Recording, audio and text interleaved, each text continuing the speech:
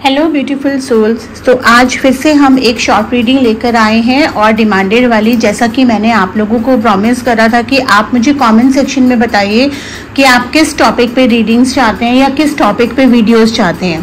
Tarot के अलावा भी reiki, angel therapies, angel numbers, किसी भी टॉपिक पे, न्यूमरोलॉजी पे आप वीडियोस चाहते हैं तो मैं लेकर आऊँगी आपके लिए।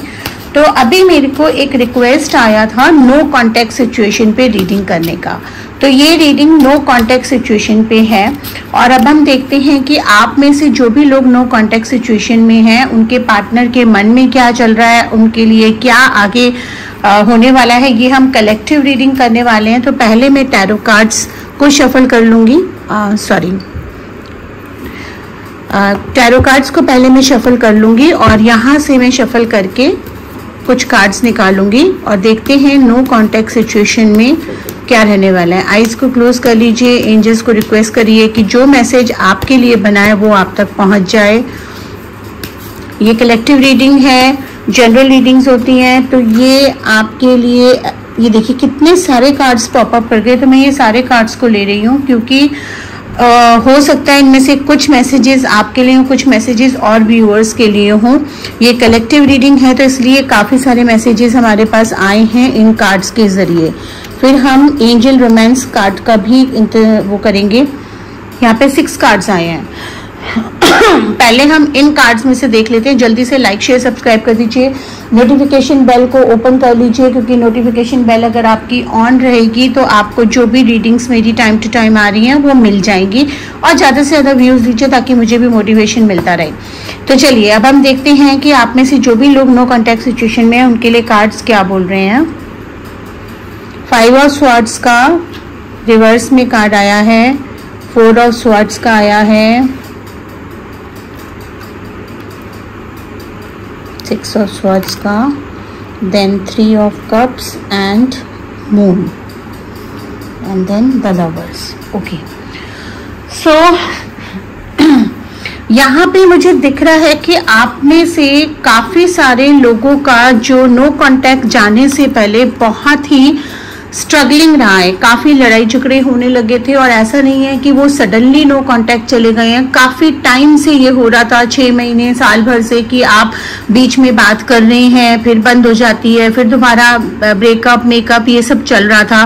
काफ़ी टाइम ऐसा हुआ है कि बीच में भी आपकी 15 दिन बात नहीं हुई है, फिर आपकी बात किसी जरिए से या कैसे भी दोबारा शुरू हो जाती है, फिर सब कुछ ठीक होता है, फिर इसके बाद होता है। तो ये पैटर्न आप काफ़ी टाइम से ऑब्जर्व कर रहे होंगे। ऐसा नहीं है कि अचानक से ही अब ये लंबे टाइम के लिए नो कांटेक्ट में चले गए, बट सडनली आपके पार्टनर ने कुछ डिसीजन लिया और वो कंप्लीटली उन्होंने आपको ऑफ कर दिया, मे बी ब्लॉक कर दिया हो, कोई कॉल्स भी नहीं ले रहे हो, या किसी थर्ड पर्सन के जरिए भी वो आपको अपने बारे में नहीं पता चलने दे रहे हो। तो ये कुछ ना कुछ पहले से पाइलअप है, ये नया नहीं है। उनके मन में भी काफी सारी चीजें आपके लिए पाइलअप हो गई हैं। वो इतनी पाइलअप हो गई हैं कि ना आपने क्लियर करने की कोशिश करी, ना उन्होंने क्लियर करने की कोशिश करी, और कुछ चीजें आपसे भी ऐसी हो गई जो उनको बहुत ज्यादा हर्ट कर गई हैं। और वो हर्ट इतना बढ़ गया कि अब उन्होंने डिसाइड कर लिया कि भाई अब इस रिश्ते का कुछ नहीं हो सकता, मैं अब इसको और टाइम ना दे सकता हूँ ना दे सकती हूँ। कोई भी, अगर आप मेल हैं तो फीमेल, फीमेल है तो मेल, आपके जो भी पार्टनर हैं उनके मन में अभी ना इस रिश्ते को लेकर बिल्कुल क्लोजर आ चुका है। उनको इसका कोई भी फ्यूचर नजर नहीं आ रहा है और उन्होंने अपना मन मेकअप कर लिया है कि अब इसके आगे हमें कुछ भी नहीं रखना है। बट ऐसा नहीं है कि वो आपको याद नहीं कर रहे या वो मेमोरीज नहीं है, दुख उन्हें भी है इस रिश्ते का टूटने का। कोई भी रिश्ता टूटता है तो दुख दोनों तरफ होता है। आप लोगों का जो लव रिलेशनशिप था, हालांकि वो बहुत ज्यादा कमिटेड पे नहीं पहुंच पाया था, या एक बहुत ट्रू रिलेशनशिप नहीं था लेकिन फेक भी नहीं था। ऐसा भी नहीं था कि उन्होंने सिर्फ आपको सिर्फ टाइम पास के लिए या यूज करने के लिए आपके साथ रिलेशनशिप रखा। उनका आपके साथ एक अटैचमेंट था, एक प्यार था, उन्होंने आपको चाहा भी था, उन्होंने आपको पसंद भी करा था, लेकिन चीजें वैसी नहीं हो पाई जैसा कि आप चाहते थे या वो चाहते थे। कहीं ना कहीं आपकी तरफ से इस रिश्ते को लेके कमिटमेंट में बदलने के लिए बहुत ज्यादा प्रेशर रहा।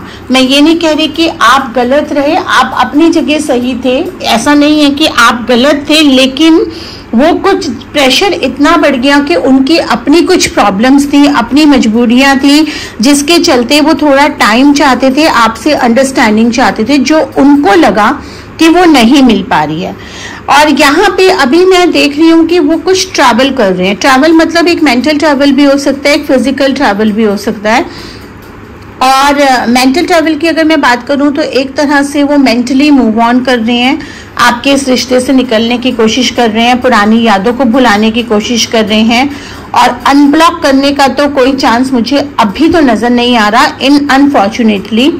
यहाँ पे मैं एक थर्ड पार्टी भी देख पा रही हूँ। कहीं ना कहीं इसमें आप लोगों की अपनी अंडरस्टैंडिंग और मिसअंडरस्टैंडिंग तो थी, उसमें तो कोई दो राय नहीं है, गलतियां कुछ आपसे भी हुई थी, लेकिन उस मिसअंडरस्टैंडिंग को क्लियर ना होने देने का सबसे बड़ा रीजन एक थर्ड पार्टी इसमें इन्वॉल्व है। कोई ना कोई तो ऐसा इन्वॉल्व है जिसकी वजह से ये क्लियरेंस नहीं हो पाई, उस इंसान की सलाहों से या भड़काने से या किसी भी इंटरफेरेंस की वजह से आप ये रिश्ते को दूसरा चांस या और चांस नहीं दे पाए।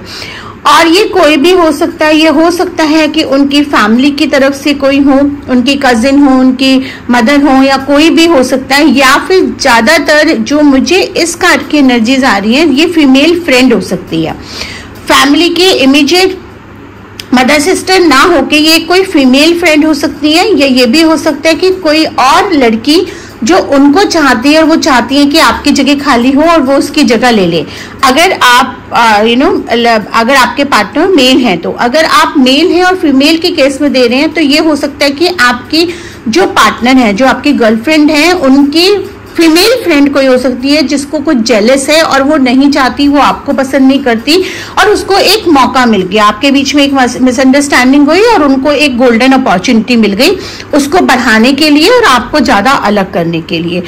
और इस समय मेंटल टेंशन दोनों तरफ से है, आपको भी है, उनको भी है। आप भी एक तरह से कहीं ना कहीं थोड़ा सा तो एक्सेप्ट कर चुके हैं कि भाई ये रिश्ता खत्म हो रहा है, लेकिन आपको वो यादें, अच्छी चीजें नहीं भूल पा रही हैं, आप बहुत ज्यादा उनके बारे में सोच रहे हैं, वो भी बीच बीच में सोचते हैं, लेकिन उन्होंने अपने आप को काम में बिजी कर लिया है। लवर्स का कार्ड उल्टा आ रहा है, तो मतलब कि लव रिलेशनशिप अभी खत्म होने के कगार पे है। इसको बनाने के लिए, वापस नो कांटेक्ट से कांटेक्ट में लाने के लिए बहुत ज्यादा मेहनत लग सकती है, बहुत ही कम पॉसिबिलिटी है। इसके लिए हम थोड़ा सा रोमांस एंजल कार्ड्स का सहारा लेंगे और देखते हैं कि वो आपसे, उनका जो सबकॉन्शियस माइंड है वो आपसे क्या कहना चाह रहा है। क्योंकि जो उनका सबकॉन्शियस माइंड है, अगर आपको पता चल जाएगा उनके सबकॉन्शियस माइंड में क्या चल रहा है, तो मे बी आप अपनी तरफ से एफर्ट्स कर सकें इस सिचुएशन को हैंडल करने के लिए।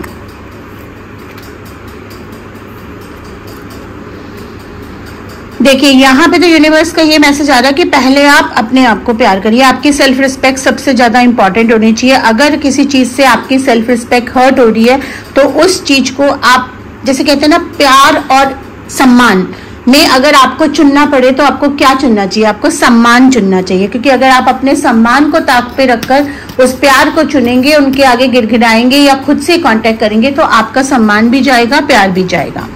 दूसरा यहाँ पर ये दिख रहा है, worth waiting for, divine timing is at work in your love life. आपकी लव लाइफ में किसी और इंसान की एंट्री भी लिख रही है, और जो आपके लिए बना है, अच्छा पार्टनर है, इसलिए थोड़ा सा इससे मूव ऑन करिए, थोड़ा नहीं पूरा मूव ऑन करिए, क्योंकि जब तक वो जगह खाली नहीं होगी तो जो आपके लिए पार्टनर बना है वो आपको नहीं मिल पाएगा।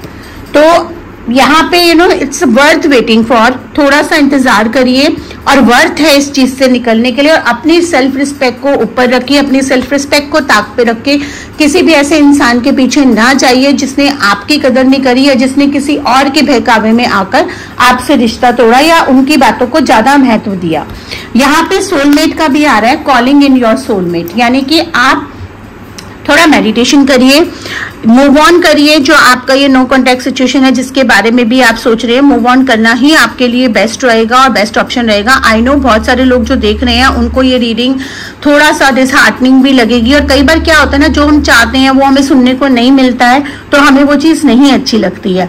लेकिन आप समझिए, आपके लिए एक बहुत ही खूबसूरत पार्टनर लिखा है, आपका सोलमेट लिखा है। आपकी जो प्रेयर्स हैं, जो आपकी एफर्मेशंस हैं, जो आपकी विजुअलाइजेशंस हैं, वो हेल्प करेंगी उसको आपके पास तक लाने के लिए। लेकिन वो कैसे हेल्प करेंगी? जब तक आप एक ऐसे इंसान पे अटके रहेंगे जिसने आपकी कदर नहीं करी है, जो आपके लिए नहीं बना, जो आपका कार्मिक कनेक्शन था, शायद कुछ टाइम के लिए आया था, आपको कुछ कार्मिक लेसन्स देने आया था या अपने कर्मास पूरे करने आया था आपके साथ, आप उसी पे स्टक रहेंगे तो आप आगे मूव ऑन ही नहीं कर पाएंगे। जो आपके लिए बना है वो आपके सामने से आके निकल भी जाएगा, पहचान नहीं पाएंगे। तो इससे मूव ऑन करिए। आपकी लाइफ में एक बहुत ही खूबसूरत इंसान की एंट्री होने वाली है, उसके लिए अपने आप को प्रिपेयर करिए, थोड़ा खुश रहिए, सेल्फ लव करिए, सेल्फ को रिस्पेक्ट करिए, क्योंकि जब तक आप खुद से प्यार नहीं करेंगे, खुद की इज्जत नहीं करेंगे, सामने वाला भी आपकी इज्जत नहीं करेगा। आई होप आपको ये रीडिंग पसंद आई होगी। मैंने ये बिल्कुल ट्रांसपेरेंट और ट्रू लिखी है। हो सकता है बहुत सारे लोग ये सुनने की इच्छा लगते हो कि भाई नो कॉन्टैक्ट से कॉन्टैक्ट में आएंगे। देखिए, इसमें ना मुझे एक मिली जुली एनर्जीज आ रही है। इनमें से 1% लोगों के चांसेस हैं कि उनका दोबारा से कांटेक्ट हो, वो सोलमेट से ही डील कर रहे हैं, लेकिन वो सोलमेट रिलेशनशिप उनका काफी पेनफुल रहा हो और वो थर्ड पार्टी आपकी एलिमिनेट भी हो जाए और आप उनको रियलाइज हो वो आपके पास वापस आए। लेकिन ओनली 1%। ज्यादातर लोगों का जो देख रहे हैं, मुझे यही नजर आ रहा है कि आपको मूव ऑन करना चाहिए। आपके लिए एक बहुत अच्छा इंसान बना है, आपका सोलमेट आपके लिए वो कर रहा है। उसके लिए थोड़ा मैनिफेस्टेशन करिए, एफर्मेशंस करिए, प्रेयर्स करिए, और लॉ ऑफ अट्रैक्शन के कुछ टेक्निक्स होते हैं जो मेरे चैनल पे पढ़े हैं, वो आप जाके देख सकते हैं। सो मिलते हैं नेक्स्ट रीडिंग तक। तब तक चैनल पे टिके रहिए, देखते रहिए। और भी बहुत सारी रीडिंग्स मैंने डाली हैं, आप स्क्रॉल करके उनको भी कंसल्ट कर सकते हैं। Thank you so much.